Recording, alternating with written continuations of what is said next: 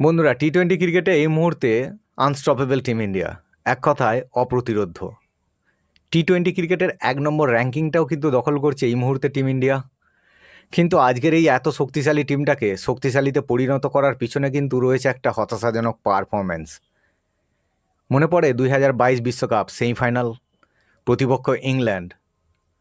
সেইবার ইংল্যান্ডের দুই opener Alex Hales এবং জস বাটলারের করা 80+ রানের দুটো ইনিংস ইন্ডিয়াকে এক কথায় উড়িয়ে দিয়েছিল বিশ্বকাপ থেকে। টিম ইন্ডিয়া হেরে যায় 10 উইকেটে, এবং তারপর থেকেই কিন্তু শুরু হয় টিম ইন্ডিয়ার কামব্যাক স্টোরি। সেই বিশ্বকাপের পর এখনও পর্যন্ত টিম ইন্ডিয়া টি-20 ম্যাচ খেলেছে মোট 65টি, তার মধ্যে হার মাত্র 11টিতে, জয়ের পার্সেন্টেজ প্রায় 83। আমার মনে হয় ইন্ডিয়া টিমের সেরা কামব্যাক স্টোরি এর থেকে আর হয় না। আপনাদের কি মনে হয়? অবশ্যই কমেন্ট সেকশানে জানাবেন। ভালো থাকবেন।